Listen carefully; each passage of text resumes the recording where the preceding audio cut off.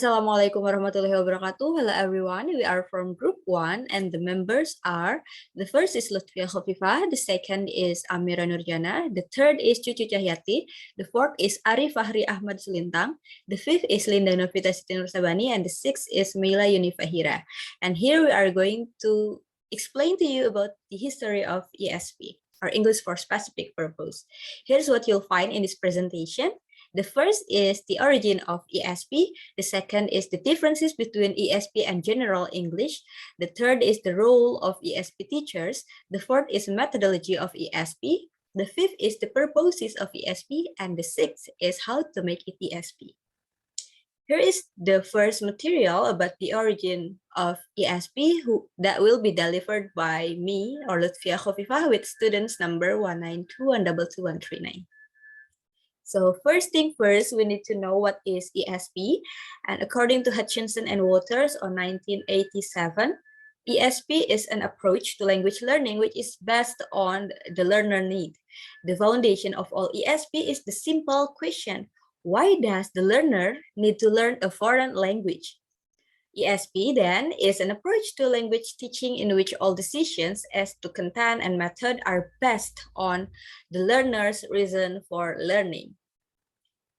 And ESP show up at the end of the Second World War in 1945, indicated an age of huge and uncommon expansion in scientific, technical, and economic activity and international scale. And this growth created a world unified and dominated by two forces. The first is technology and the second is trade or business, which in their constant progress soon generated a demand for international language to communicate with each other. And for various reasons, most notably the economic power of the United States at that time, in the post-war world, this role fell to English because United States speak English. All right, that's all from me. Next material will be delivered by Ammira Nur Janah. Please. Hello everyone, my name is Ammira Nur Janah. My student's number is 192122123. After we know about the origin and the definition of ESP, here I will continue to explain to you about the differences between ESP and EGP. According to 1983, the differences between ESP and EGP are: the first one is the focus. ESP focus is on training. The ESP course design is more given practice that is used in real context, because ESP should be related on a student's needs concerning their future or present occupation. Meanwhile, the focus of EGP is on education. EGP is often taught about grammar structure, vocabulary, language skill, which is frequently not related from the student's future needs. The second difference is the approach. ESP approach is learner-centered. It means the most important is learner's needs and learner's goals. And the approach of EGP is language-centered. It focuses on learning language from a broad perception. And the third difference is purposes.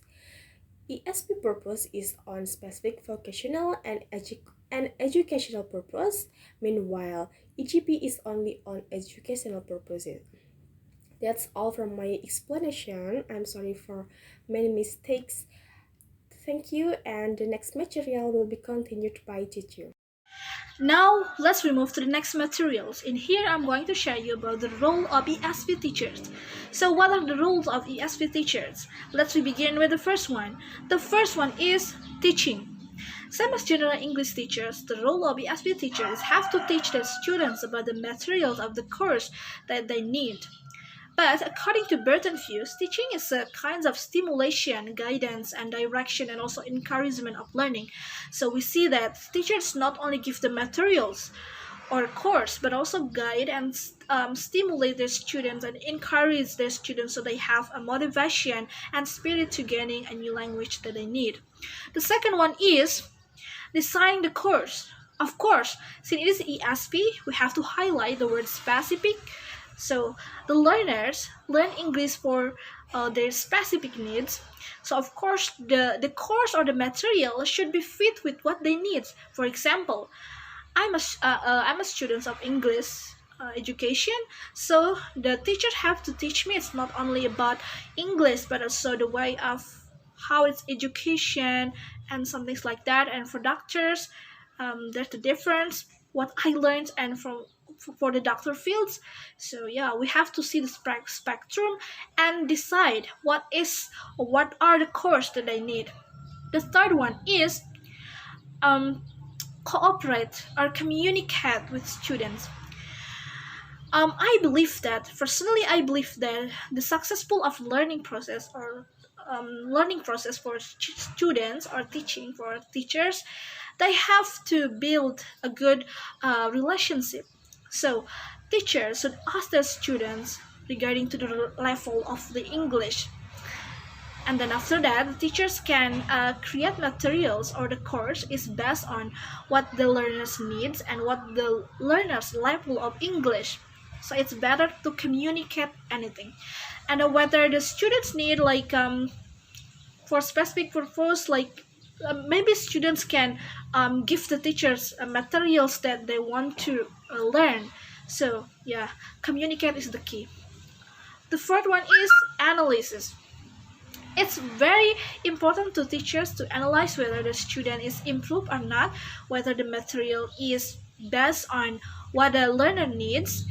So analyze your students whether it is appropriate or not.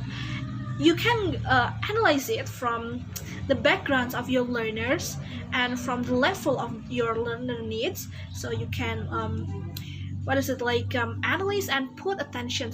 Hello everyone, my name is Fahri Ahmad Sulintang. My student's number is 192122135.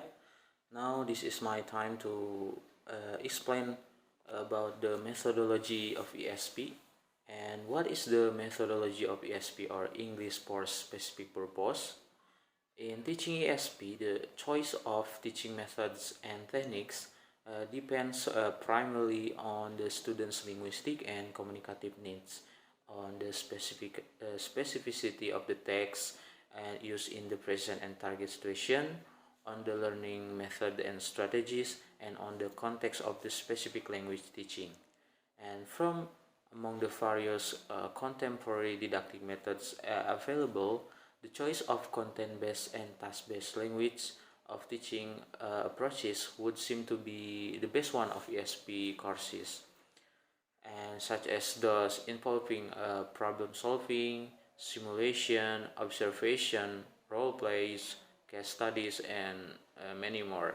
And the discourse analysis of ESP should reflect real situation and case which the students encounter or will encounter in their everyday work. It's according from Richard and Rogers in 2001 and Nunan 2004. And next is for further detailed information about the methodology. As you can see, this is figure number 2. And from this picture, ESP methodology is focused on learner-centered. It can be from introspective and communicative. And let's see the language material used in ESP methodology, like text or speech, authentic or adapted, and specially written, genres, discourse, and function. And organization is like class. It can be class or pair work, group work, individual, self-directed, and team teaching. And the teacher's role in ESP methodology is it can be a teacher, organizer, advisor, designer, selector and writer, and evaluator. And from the task or exercise, it can be problem solving, discussion, simulation, role play, project, case study, oral presentation, report, competition like game or quiz, and awareness raising. And the techniques of ESP methodology is information transfer or information gap, jigsaw listening or reading, reformulation, and describe and draw, questionnaire, and last is close. Maybe that's all from me. Thank you. Alright, thank you. Hello everyone, my name is Linda Novita Siti Nur Sabani. My student's number is 192122137. Here I'm going to continue the presentation. It's about the purpose of English for specific purposes or ESP. ESP refers to learning English that is oriented to the special needs of students according to the field of science and work. ESP materials based and developed based on needs analysis. Thus, the purpose of ESP is for students to be able to master English in the field they are studying. This purpose is generally understood as a benefit in the role of English as a means of communication, both oral and written. For example, if they are chemistry students, then they must understand English for chemistry. Or if they are engineering students, then they must know English for engineering. And then if they are work in hospitality, then they must master hospitality English. And if they are maritime students, then they must master maritime English. Therefore, McDonough argues that the ESP materials, syllabus, and objectives should be designed and developed based on the needs of students and graduate users because students, both while studying and when going to work, teaching materials must be in accordance with their needs. Alright, that's all from me. For the next material will be delivered by the next presenter. Assalamualaikum warahmatullahi wabarakatuh. Hello everyone, I am Meylla Fahirra. My student's number is 192212136. Here I would like to explain about how make it ESP. So previously, the reason for learning English or any other language had not been well defined. Knowledge of a foreign language had been generally regarded as a sign of a well-rounded education or for general purposes. But few had really questioned why it was necessary perhaps. On the other hand, according to Witty in 2018, English has grown in range, complexity, and importance due largely to external factors such as the spectacular growth in global use of English in trade, business, science, education, and research, as well as the increasing role of English as a lingua franca in international and intranational communication. As a result, it created a new generation of learners who knew specifically why they were learning a language.